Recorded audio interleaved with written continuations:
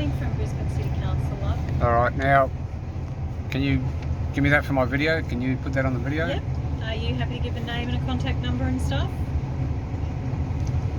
Why? Well, if you do take any sort of photographs and stuff of this, you cannot post it on social media. Why? Because it's illegal to do so. All right, well, give me the verbal then. Okay. Colleen, Brisbane City Council. I've just come out to follow up. We had somebody come out last night. Obviously, you got the pamphlet and stuff like that. Yeah. Just wanting to follow up to find out whether or not you guys are actually camping here overnight or not. All right, now, here's the difference. There's a difference between camping and parking. Camping would insist me having an awning out and having a barbecue outside and all that sort of thing. Okay. Are you physically sleeping here overnight? And That's... why does that make a difference? Because I'm technically right now is where we stand. I'm on Crown land. Okay. This is not council land. This is Crown land, right here where we're standing. Okay. Because we had complaints because apparently the trucks come down here and they have to do certain loadings or holding things, and it's causing issues for... No, it's not, because I've talked to every truck driver that comes here and they don't care that I'm here. Yes. Okay, well that's interesting. So that's a fib. We've received a complaint about it, love. I think that's a fib. Okay. If you can give me some documentation, then I might be inclined to believe you. But every truck driver that's pulled up here, Yeah. I've had a conversation with. Okay. Right, and they don't care that I'm here because there's still plenty of room for them to park here. Okay, well that was part of the complaint, was that it comes through to us, and that there was a concern because of some sort of turning around issue or being able to park here to do whatever it is that they usually do, and the fact that there were people staying here overnight. All right, now, I've actually got medical issues Right. which limits my ability to drive at times because I need to manage my fatigue. Okay, yeah. And number two, if you can give me a place to go, not the caravan parks, because the caravan parks are a bit reluctant to let unvaccinated people in there, Okay. right? Yeah. So, and some of the caravan parks don't take a vehicle this size. I was going to say you'd have fun trying So to the, get a yeah, vehicle with so the size. options are very limited, Yes. right? So if you can tell me where I can go and park, because I'm not camping, I'm just parking, Yep. right? Now I try to park out of the way of everyone so that it doesn't sort of interfere with anything. Okay. So if you can give me some guidance, Yes. rather than just come up here and you haven't threatened me with a fine yet, but obviously someone of your office has. No, well, what we do is we generally leave that as education material for any of our customers, because sometimes there's a lot of people turn up, they leave their vehicles and stuff overnight, they go out fishing and stuff like that, and then they come back the following day and then they move, sort of thing.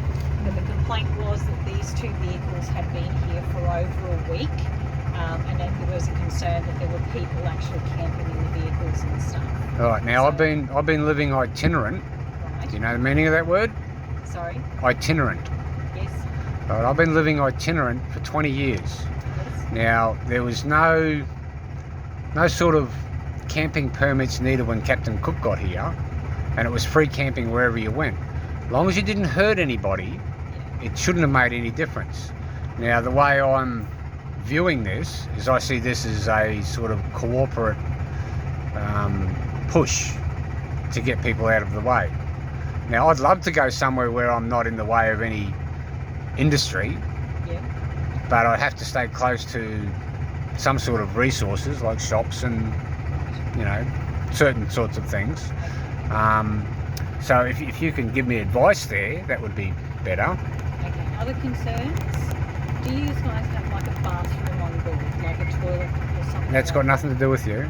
Okay, well, that is the other reason they look at people camping overnight and things like that, is dependent upon facilities and stuff.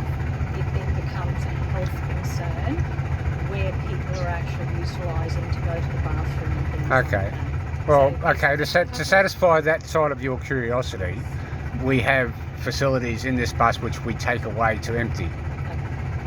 No, that's all right. That's just one of the questions I do need to ask, particularly in this situation. Now, considering the fact that normally when I come here, normally it's only for maybe 2 nights, Yeah. right? Because my wife's a bit OCD, she generally cleans up all the mess that's fucking here anyway, right? Yeah. And then we drive it up to the rubbish bins in our own car.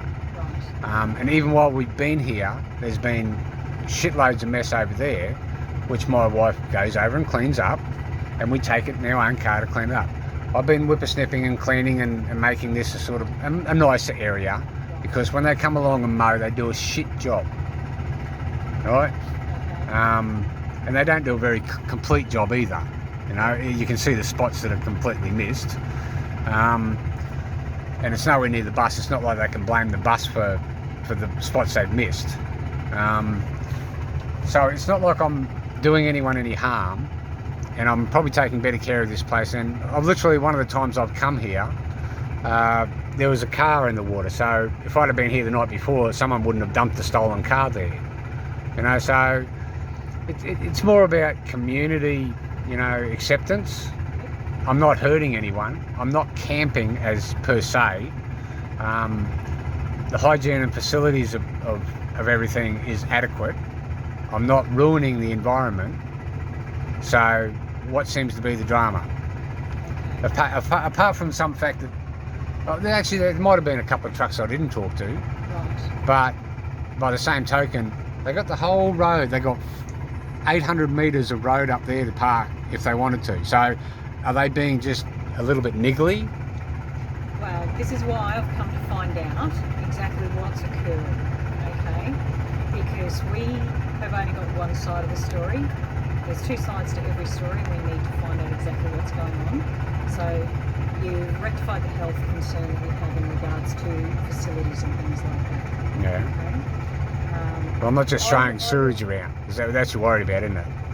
That's certainly one thing that we do worry about with a lot of camping situations, and where people are utilising bathrooms and We've seen few of them that is just dumping the rubbish on the street, you know, and it's not really. What I will do is I'll have a look on the system now that I know exactly where you guys are located, to see where the boundaries are.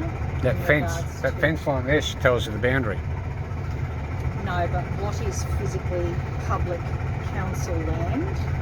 And anything within a certain meterage of all waterways in Australia is Crown land. Okay. Now, I can't fast. quote you the exact meterage, Yes. but a certain metre from all waterways, especially if it's tidal, it goes by the mean tide, which is not a king tide, No. it's not low tide. No. So it's the mean tide.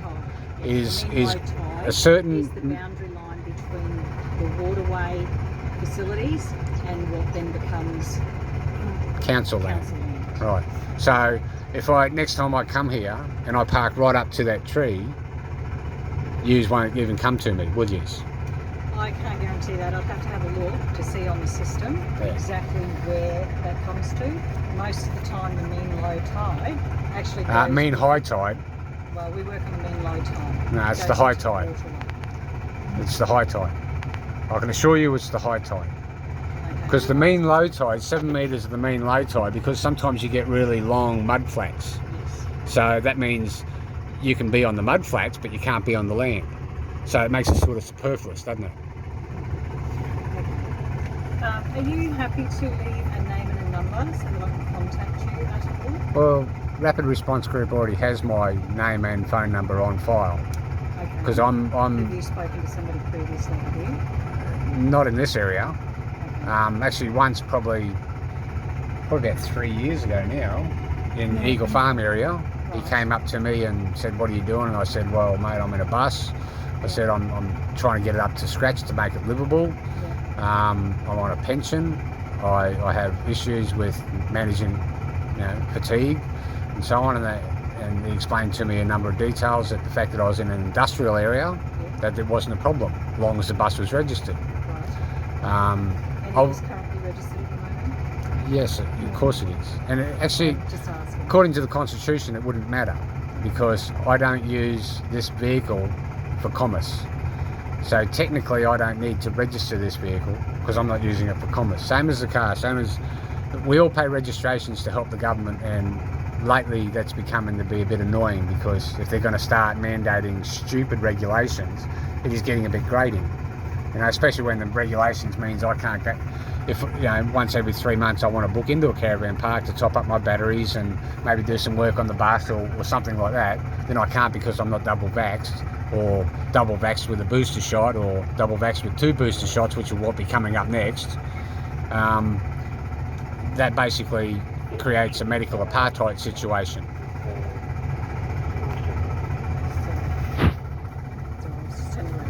Yeah, so if it creates a medical apartheid situation, then that puts me in another predicament, doesn't it? Correct. Right, so... Can I please ask your first name? my Sorry. first name's Ross. What was yours again? Colleen. Colleen. Thank you, Ross. Alright, so... Look, I'll have a look on the system to see what sort of boundaries and stuff are in regards to where you're actually located now that I've seen where the bus is.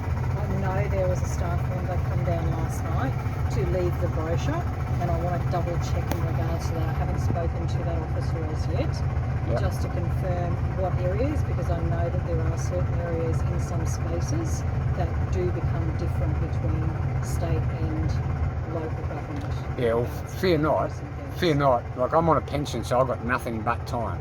Yes. So if someone wants to give me a ticket for living itinerant, which the Aborigines do, and the Indigenous of this country live itinerant at their will, then why is it different if I wish to choose that lifestyle because this country seems to make you want to be a vagabond anyway? I'd be happy to contest that ticket and use the Constitution as such to defend my civil liberties.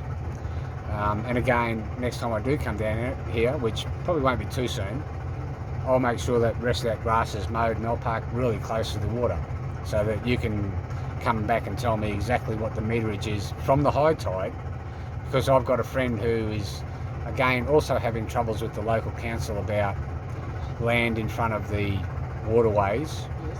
and he distinctly tells me that it goes from the mean high tide. Okay, we were always told the mean low tide. Well, maybe you've been taught incorrectly. Not to say that I'm right or you're wrong, or No, vice that's- versa. That's as I said.